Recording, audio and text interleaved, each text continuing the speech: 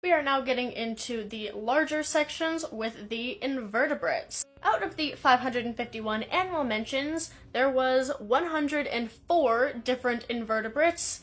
Now, this invertebrate classification is very, very broad.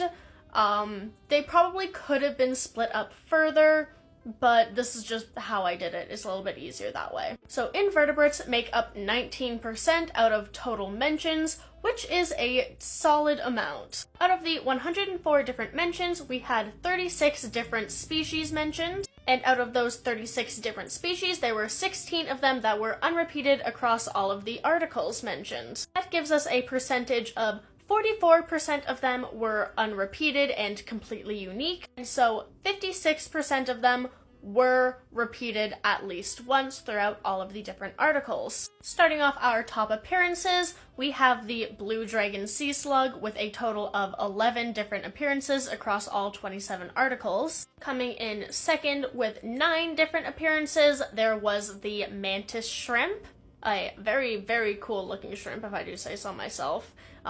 I will say the invertebrate list has a bunch of good ones. Coming in third with 8 different appearances is the yeti crab, closely followed by the Japanese spider crab with 7 different appearances, and I think mostly this one is on there by virtue of being very, very large. And coming in fifth with 6 different appearances, we actually have a 3-way tie between the peacock spider, 10 out of 10, no notes, love these guys. The Dumbo octopus, which honestly I'm surprised was not higher. And the panda ant, which is not an ant nor a panda. It's actually a species of ground wasp related to the velvet ant, which is also not an ant. I was surprised by this. I didn't think it would be this high, but it is pretty cute, honestly. Now, there were some surprises. This is the ant-mimicking tree hopper.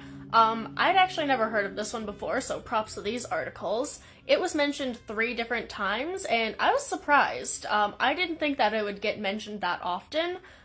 It's a very cool one. Same thing with the thorn bug that was actually mentioned 4 different times. I didn't think that this one would be nearly so high on here. As well as the fog basking beetle. It was only mentioned once, but I'm just shocked that it was on here at all. It's a very, very cool insect. I just didn't think that many people knew about it enough that it would get mentioned in one of these articles. So I think that those are very cool. Another surprise, but in the opposite direction, the pycnogonids, or sea spiders, were only mentioned once, which I was very, very surprised about.